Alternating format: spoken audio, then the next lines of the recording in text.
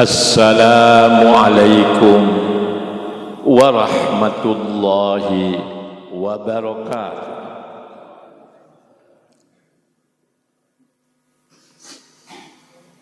Alhamdulillahi rabbil alamin.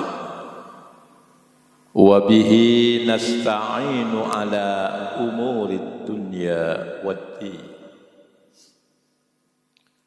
Ashhadu an la ilaha illallah wahdahu la syarika lah. Al-malikul haqqul mubin. Wa ashhadu anna Muhammadan abduhu wa rasuluh. Shadiqul wa'dil amin. Allahumma salli wa sallim ala abdika wa rasulika khatamin nabiyyi sayyidina wa habibina wa syafi'ina Muhammadinil mab'uthi rahmatan lil alamin wa ala alihi wa ashabihi ajma'in. Wa ba'du. Bapak-bapak, ibu-ibu, saudara-saudari, hadirin dan hadirat, jamaah subuh yang dimuliakan Allah. Setelah sekitar 10 hari atau 15 hari yang lalu, jagat maya kita diwarnai dengan perdebatan yang cukup sengit mengenai keberadaan Paskibraka Putri yang dikatakan diminta untuk menanggalkan jilbab mereka.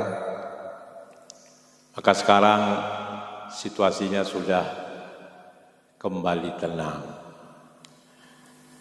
Berbagai pihak sudah cooling down, sudah melakukan pendinginan. Maka pada saat-saat yang sudah tenang seperti ini, saatnya bagi kita untuk introspeksi, untuk muhasabah, untuk melakukan evaluasi diri. Bahwa ketika gegap gempita, hiruk pikuk polemik tentang jilbab berlangsung, ternyata kita secara tidak sadar terseret dalam kesalahpahaman mengenai apa yang disebut dengan jilbab itu.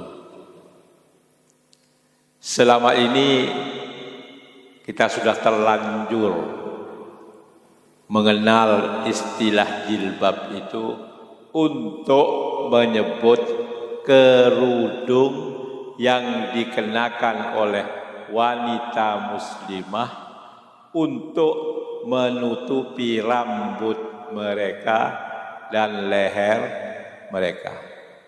Itu kan ya bapak-bapak, ibu-ibu yang kita kenal tuh. Wanita berjilbab itu adalah wanita yang rambutnya, lehernya sampai dadanya tertutup rapat, tidak nampak. Hingga apa boten? Itulah pengertian kita tentang jilbab.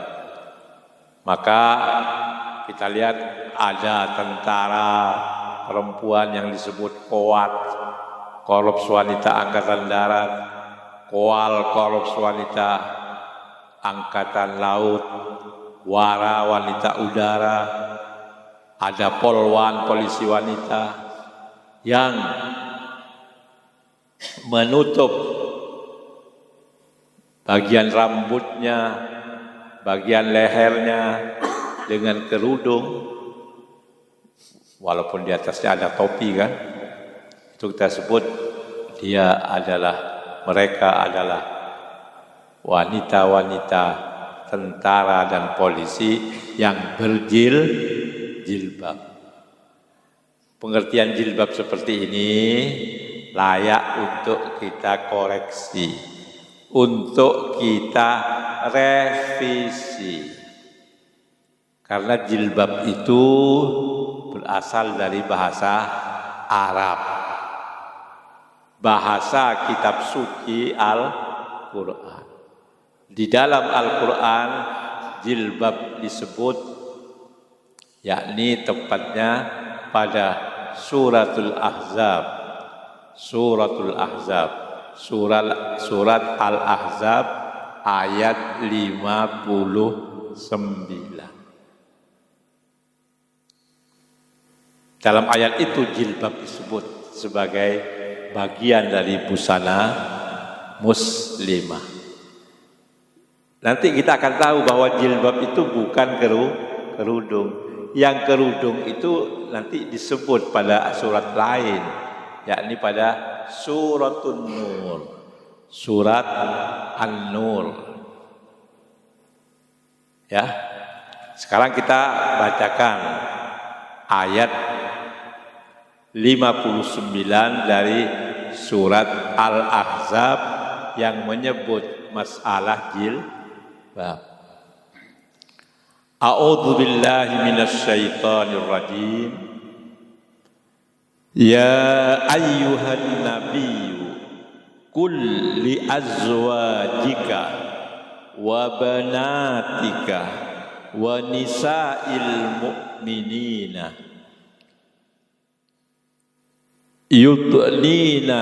yudnina alaihinna min jalabibihin zalika adna ayyurafna fala yu'dzain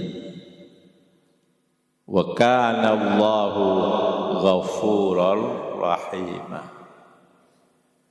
Ini ayatnya. Ya ayyuhan nabi, wahai nabi Muhammad sallallahu alaihi wasallam. Qul li azwajika, katakanlah kepada istri-istrimu, wa banatika, dan putri-putrimu, anak-anak perempuan kamu, wa nisa'il mu'minina, dan katakan pula kepada para istri, para wanita istri dari orang-orang mukmin. Apa yang harus dikatakan Nabi kepada mereka? Hendaklah mereka yudnina alaihinna min jalabibi. Hendaklah mereka mengulurkan, menjulurkan, memanjangkan atas mereka jilbab mereka. Hendaknya jilbabnya itu diulurkan ke bawah sehingga menutupi seluruh badan mereka. Jangan cuma sampai betis, apalagi di atas betis. Hendaknya diulurkan ke bawah sampai bawah. Maksudnya ini apa jilbab itu? Jilbab itu adalah baju kurung kalau dulu istilahnya Pak ya. Baju kurung yakni pakaian wanita yang menutup tubuh mereka mulai dari leher sampai ke kaki. Itu orang Melayu menyebutnya baju kurung. Ya, rok panjang. Ya, daster panjang, ya, cuma tangannya lengan panjang, bukan lengan pendek. Jadi baju kurung lah. Jadi baju kurungnya itu supaya diulur sampai bawah, ya. Jangan seperti orang kekurangan kain membuat rok. Yang demikian itu kata Allah, adna ayyurafna, memudahkan mereka untuk dikenal. Oh, iki cah api ini orang yang tidak ingin memamerkan keindahan tubuhnya. Ini orang baik-baik.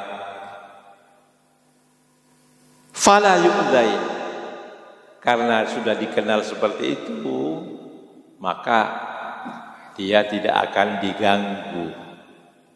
Ya, cobalah kalau ibu-ibu, bapak-bapak, ibu-ibu melihat ya remaja putri naik sepeda motor atau jalan kaki pakai celana pendek dirobek-robek lagi. Ya, ada kecenderungan orang-orang yang melihatnya itu untuk mengganggunya karena melihat anak ini ternyata tidak bisa menjaga kehormatan dirinya, memamer-mamerkan sesuatu yang seharusnya disembunyikan. Ini disebut kata jalabib. Jalabib itu jamak dari kata jilbab yang artinya baju kurung. Bahwa nantinya baju kurung ini bisa dikembangkan dengan mode-mode yang lain, termasuk menjadi celana, karena ada tugas-tugas yang memang mengharuskan perempuan itu untuk lebih gesit. Misalnya sebagai tentara perempuan, tentara wanita. Misalnya sebagai polisi yang menjaga keamanan, sebentar-sebentar perlu lari, perlu bergerak cepat. Itu soal lain. Tapi yang jelas jilbab itu bagian bawah. Kesalahan kita selama ini jilbab itu bagian atas. Nah, yang bagian atas ini bukan jilbab, ibu-ibu.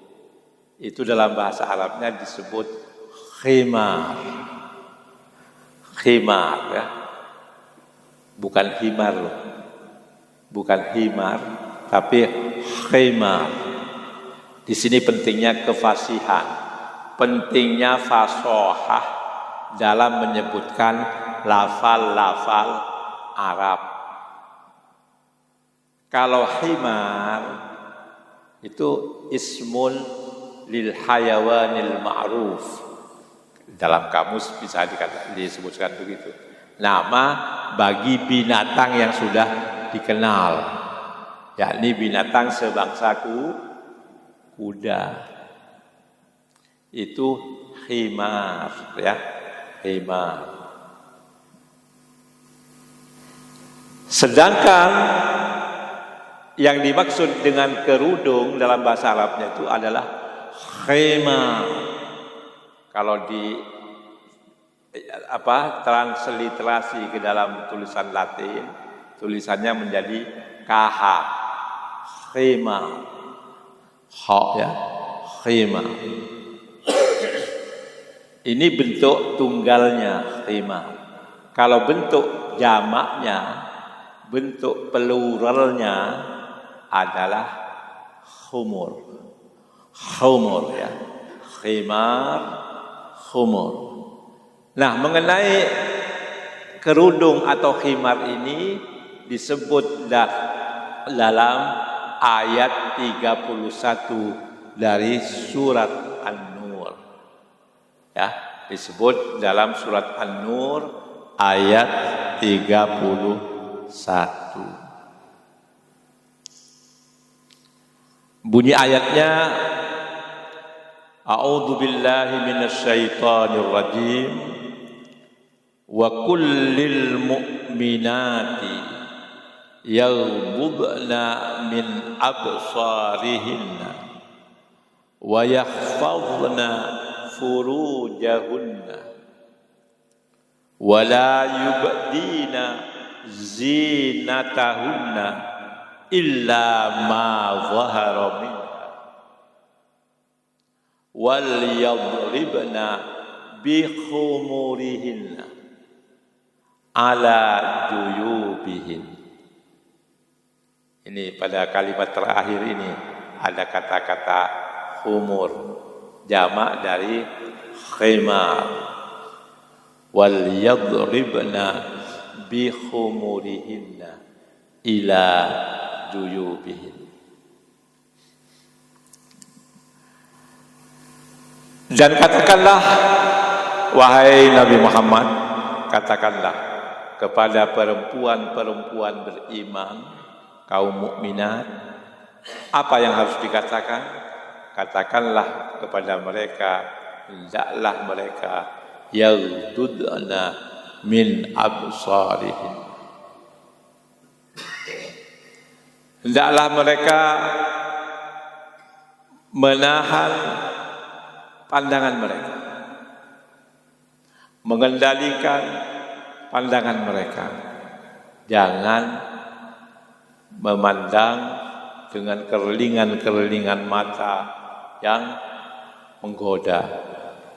Jangan jelalatan matanya gitu kira-kira kalau pakai bahasa kasar ya.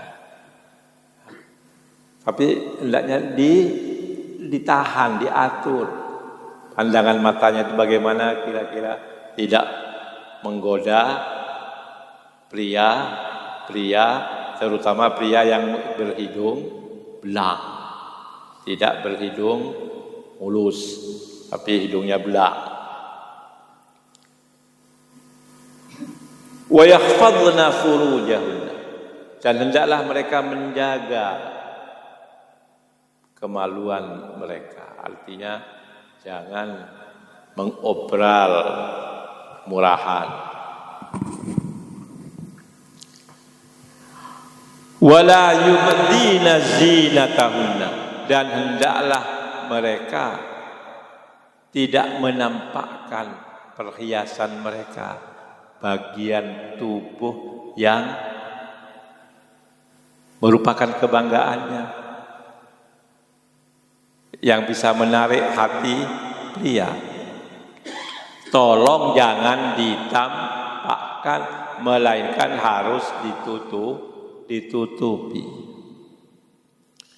Illa ma zahara minha, kecuali yang memang biasa tampak dari perhiasan tubuh atau bagian tubuh itu. Ya misalnya muka, misalnya tangan. Tidak apa-apa itu misalnya terlihat oleh orang. Saya melihat wajah ibu-ibu, tidak ada masalah. Ibu-ibu memperlihatkan wajahnya, tidak masalah. Tidak harus pakai cadar. Apalagi cadar sekarang banyak disalahgunakan. Yang nampak pakaiannya pakaian jilbab lengkap sampai ke atas, jebulani di dalam orang laki-laki. Ini sering terjadi kan? Nah, maka boleh menampakkan wajah itu. Nah, kemudian wal yadribna bi khumurihinna ala juyubi. Dan yang terakhir, pesan Allah kepada Nabi untuk disampaikan kepada perempuan mukminat adalah hendaklah mereka menutupkan khimar mereka, kerudung mereka menutupi dada mereka. Itu yang disebut dengan khimar, penutup kepala sampai leher sampai ke dada. Itu yang disebut khimar. Itu bukan jilbab ya. Ingat ya, ini salah kaprah. Jilbab diartikan sebagai kerudung. Padahal jilbab itu yang paling bagian bawah, baju kurungnya itu. Sedangkan yang kita sebut jilbab itu adalah khimar atau khumur. Nah, kedua-duanya jilbab dan khumur itu merupakan kelengkapan busana seorang muslimah yang biasa disebut dengan istilah hijab. Ya, Ibu ya, kenal kok istilah hijab kan? Ya, hijab itu artinya apa? Hijab itu artinya penutup. Penutup apa? Penutup aurat kaum Hawa. Terdiri dari bagian atas yang disebut khimar, yang bawah disebut dengan jilbab. Ya, jilbab jamaknya menjadi jelabib. Ini kelengkapan busana muslimah itu terdiri dari khimar dan jilbab. Selama ini kita salah kaprah. Yang jilbab yang di atas. Makanya yang paling diperhatikan yang di atas. Ketika saya masih muda dulu, masih dosen muda tahun 80-an.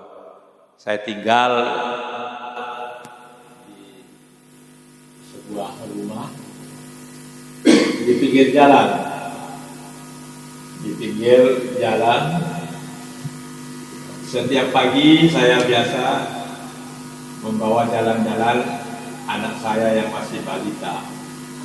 Saya gendong, saya angkut. Ada remaja putri yang siswi SMA gitu ya. Setiap pagi itu lewat di depan rumah itu di jalan raya, naik becak, pakai jilbab katanya, tertutup rapat. Sekolahnya di sebelah barat rumah saya, sedangkan dia rumahnya jauh di sebelah timur laut dari rumah saya. Setiap pagi diantar becak, nanti juga pulangnya diantar becak. Nah, tertutup rapat ini. Kepalanya itu tertutup rapat. Jadi benar-benar seperti yang diperintahkan ayat itu supaya menjulurkan jilbab menjulurkan kerudungnya itu sampai menutup leher dan dadanya. Tapi sayang, yang bagian bawahnya itu pakai rok. Roknya itu ya memang di bawah betis. Tapi kalau naik becak kan sering terlihat yang di atas betis, di bawahnya pakai kaos kaki. Saya berpikir yang lebih berbahaya ini apa rambut yang di atas itu Pak Adi, atau yang di bawah? Yang perlu dilindungi itu yang mana? Dua-duanya mestinya kan. Tapi kalau suruh milih antara bawah dengan atas, yang paling perlu dilindungi yang bawah. Ya kan ibu-ibu? Ya, ini karena kita salah pengertian mengenai jilbab. Jilbab itu bagian bawah, yang bagian atas itu khimar. Kedua-duanya saling melengkapi sebagai busana muslim, sebagai hijabul mar'atil muslimah. Hijabnya, penutup auratnya, busana penutup auratnya seorang wanita muslimah. Tahun 80-an, tahun 1980-an, ketika saya masih menjadi dosen muda, ada 2 buku, 2 kitab dalam bahasa Arab yang berbicara tentang ini. Dan kebetulan tahun 80-an itu barangkali masa-masa mulai gencarnya wanita-wanita muslimah menyadari tentang kewajiban berbusana muslimah, yakni menggunakan jilbab dan khimar tadi, atau kesadaran kaum muslimah untuk berhijab. Tahun 80-an ya, kira-kira. Ada 2 buku. Pertama, buku yang ditulis oleh seorang ulama dari Indo-Pakistan, Abul A'la Al-Maududi, dan satu lagi buku yang ditulis oleh Nasiruddin Al-Albani.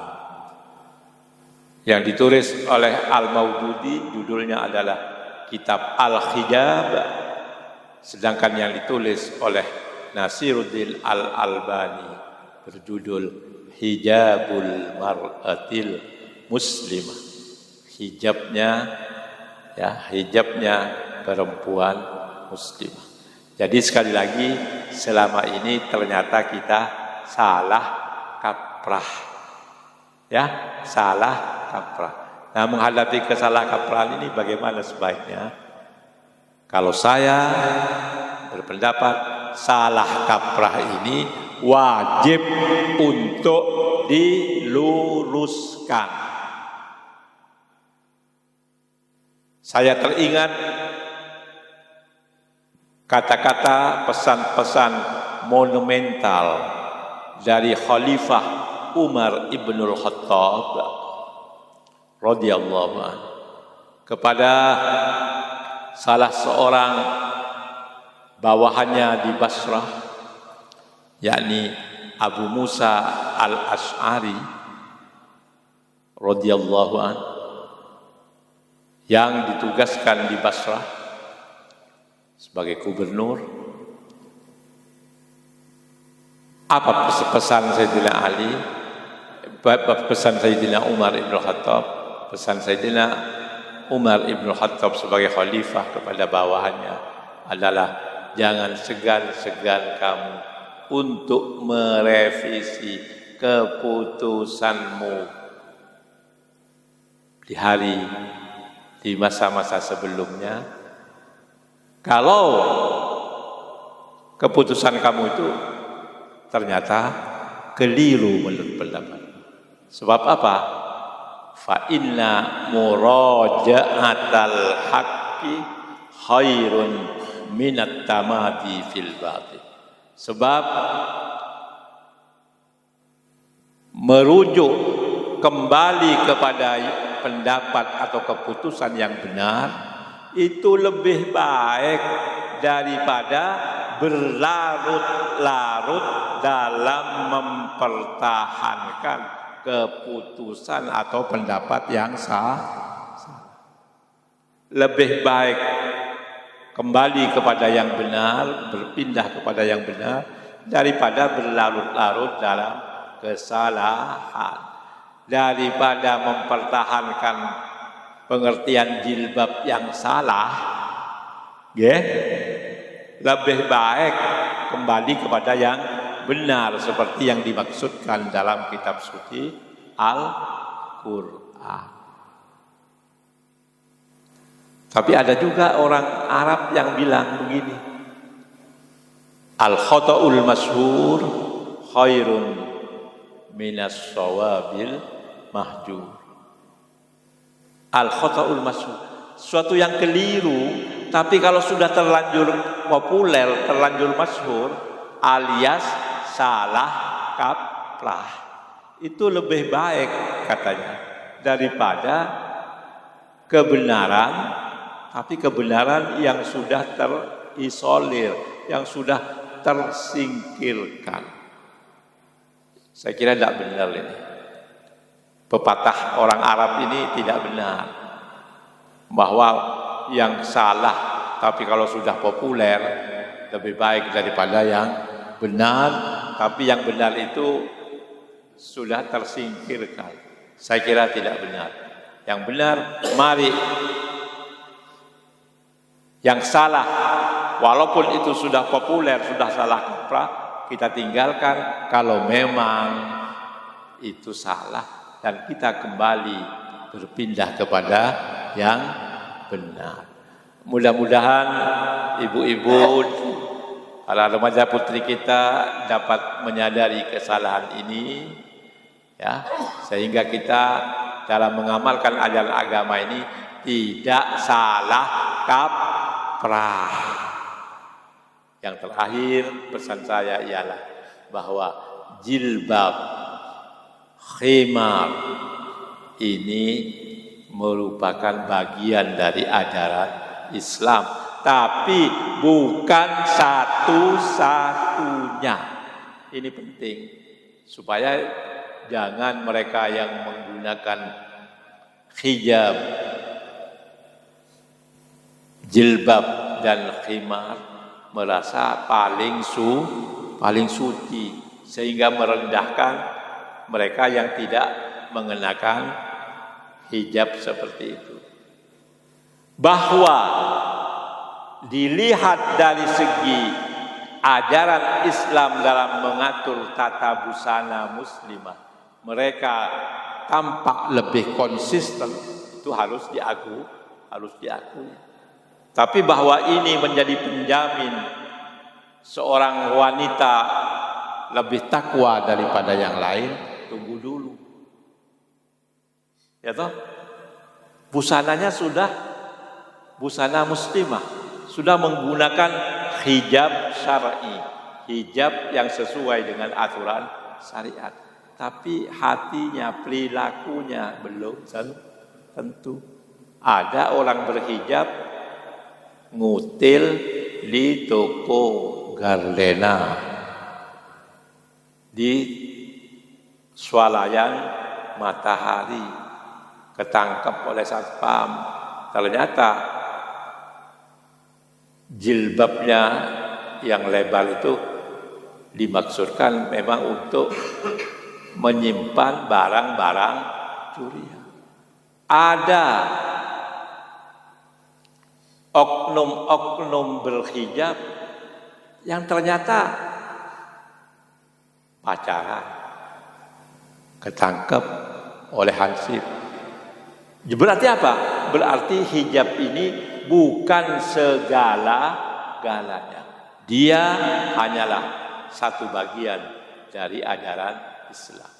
Bahwa wanita yang berhijab secara syar'i adalah lebih baik dari sisi cara berbusananya dibandingkan dengan yang tidak berhijab, apalagi yang pakai pakaian dengan kain yang kurang itu, kata Pak Hadi Permana, teman saya itu, kalau melihat saya lagi